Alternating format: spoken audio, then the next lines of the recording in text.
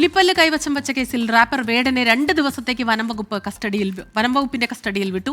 ജാമ്യാപേക്ഷ വെള്ളിയാഴ്ചയാണ് പരിഗണിക്കുക. വേടന് പുലിപ്പല്ല് നൽകിയ രഞ്ജിത്ത് കുമ്പിടി എന്നയാളെ കണ്ടെത്തുന്നതിനുള്ള ശ്രമം തുടരുന്നു. വേടനെതിരെ മൃഗവേട്ട അടക്കമുള്ള വകുപ്പുകൾ ചുമത്തിയാണ് വനംവകുപ്പിന്റെ കേസ്. മദ്രാസിൽ ഒരു ഗാനമേള, ഇവരുടെ ഈ റാപ്പ് പരിപാടി അതിൽ ഇടയ്ക്ക് ഒരു ആരാധകൻ കൊടുത്തതാണ്. അപ്പോൾ അവർ അയാൾ കൂടെ വേറെ കുറച്ച് പേരുണ്ടായിരുന്നു. അതിൽ തന്നെ UK, ഫ്രാൻസ് പൗരത്വമുള്ളവരാണ്. ഹണ്ടിങ് ആണ് ഇമ്പോർട്ടൻറ്റ് വകുപ്പ്. അതിൽ 3 to 7 years വരെ പണിഷ്മെൻ്റ് ഉണ്ട്, മാക്സിമം 7.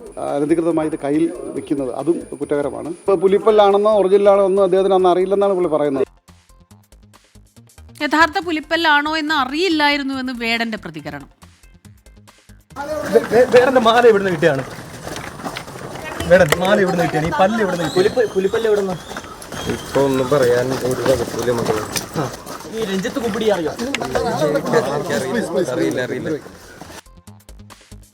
വിഷ്ണു സുരേഷാണ് ചേരുന്നത് വിശദാംശങ്ങളുമായി കൊച്ചിയിൽ നിന്ന്. വിഷ്ണു, ഈ വേടനെ ഇന്നലെ പിടിയിലാകുന്നു പോലീസിന്റെ, അതിനുശേഷം കഞ്ചാവ് കണ്ടെത്തുന്നു. ഇതിനൊക്കെ ശേഷം ഈ പുലിപ്പല്ല് അദ്ദേഹത്തിന്റെ മാലയിൽ നിന്ന് കണ്ടു. അതിന് വനം വകുപ്പിന്റെ ഭാഗത്തുനിന്ന് കേസുണ്ടാകുന്നു. ഇപ്പോൾ കസ്റ്റഡിയിൽ വാങ്ങുന്നു. ഇതിലെല്ലാം തന്നെ 2 തരത്തിൽ ഇത് മനഃപൂർവ്വമായിട്ട് വേടനെ വേട്ടയാടുകയാണ് എന്നുള്ള രീതിയിൽ വലിയ രീതിയിലുള്ള വിമർശനങ്ങൾ ഒരു ഭാഗത്തു നിന്ന് ഉയരുന്നുണ്ട്. പക്ഷെ അതങ്ങനെയല്ല, ലഹരി കേസാണ്. അതുപോലെ ഈ പുലിപ്പല്ല് അത് കൈവശം വയ്ക്കുന്നത് ഗുരുതരമായ തെറ്റാണ്, ആ രീതിയിൽ പറയുന്നവരുമുണ്ട്. പക്ഷേ ഇപ്പോൾ അദ്ദേഹത്തെ കസ്റ്റഡിയിൽ വാങ്ങിയിരിക്കുന്നു. ഇനിയുള്ള നിയമ നടപടികൾ എന്തെല്ലാം രീതിയിലാണ്? ജാമ്യം എപ്പോഴാണ് ലഭിക്കുക?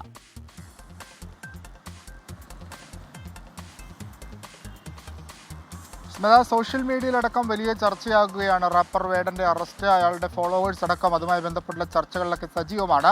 വേടനെ വേട്ടയാടി എന്ന തരത്തിലുള്ള നരേറ്റീവും ഇതിനോടകം തന്നെ വളരെ ശക്തമായ ഡിസ്കഷൻസിലേക്ക് പോയിട്ടുണ്ട്. പക്ഷേ വേടൻ തന്നെ ഇന്നലെ അതുമായി ബന്ധപ്പെട്ടൊരു പ്രതികരണം നടത്തിയിരുന്നു. തന്നെ ആരും വേട്ടയാടിയിട്ടില്ല എന്നുള്ളത് നിയമ നടപടിയുടെ ഭാഗമാണ്. ആ നിയമ നടപടി താൻ നേരിടുമെന്നാണ് വേടൻ വ്യക്തമാക്കുകയും ചെയ്തത്.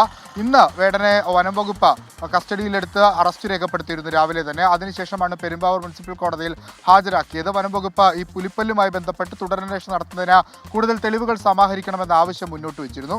ആ പശ്ചാത്തലത്തിലാണ് വേടനെ 2 ദിവസത്തേക്ക് കസ്റ്റഡിയിൽ വിട്ടത്.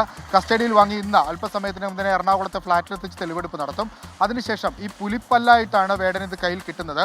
പിന്നീട് തൃശ്ശൂരിലെ വിയൂരിലുള്ള ഒരു ജ്വല്ലറിയിൽ നൽകി ലോക്കറ്റാക്കി മാറ്റുകയായിരുന്നു.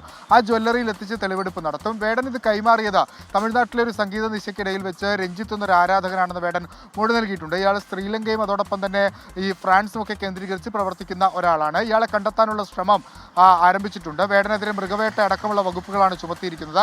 ഈ രഞ്ജിത്തിനെ കണ്ടെത്തുകയാണെങ്കിൽ സ്വാഭാവികമായും അയാൾ ഈ കേസിലെ പ്രതിയാകും. അങ്ങനെയാണെങ്കിൽ ഈ മൃഗവേട്ട വകുപ്പ് വേടനെതിരെ നിലനിൽക്കാൻ സാധ്യതയില്ല, രഞ്ജിത്തിനെതിരെ മാത്രമായിരിക്കും നിലനിൽക്കുക. എന്നാൽ ഇത്തരത്തിൽ ഈ വന്യജീവികളുടെ വസ്തുക്കൾ ഉപയോഗിച്ച് അവശിഷ്ടങ്ങൾ ഉപയോഗിച്ചതുമായി ബന്ധപ്പെട്ടുള്ള വകുപ്പ് വേടനെതിരെ നിലനിൽക്കാനുള്ള സാധ്യത അപ്പോഴും അവിടെയുണ്ട്. വേടൻ ഇതുമായി ബന്ധപ്പെട്ട് നടത്തിയ പ്രതികരണം ഇത് യഥാർത്ഥ പുലിപ്പല്ലാണോ എന്ന കാര്യത്തിൽ തനിക്ക് ഇപ്പോഴും വരും വ്യക്തതയില്ല. ഒരു സുഹൃത്ത് അല്ലെങ്കിൽ ഒരു ആരാധകൻ തന്നു, താൻ ഉപയോഗിച്ചു എന്ന് മാത്രം അറിയാം എന്നാണ് വേടൻ്റെ ഒരു പ്രതികരണം വന്നത്. വിശദമായ ഒരു അന്വേഷണത്തിലേക്ക് വനംവകുപ്പ് കടക്കുകയാണ്.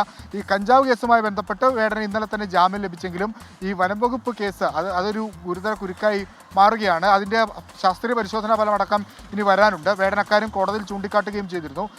എപ്പോഴാണ് ജാമ്യാപേക്ഷ ഇന്ന് ഫയൽ ചെയ്ത ഘട്ടത്തിലാണ് അക്കാര്യം പരാമർശിച്ചത്. ഈ മാസം 2-ാം തീയതി വേടൻ്റെ ജാമ്യാപേക്ഷ പരിഗണിക്കും. നാളെ 5 മണിയോടുകൂടി കസ്റ്റഡി കാലാവധി പൂർത്തിയാകും.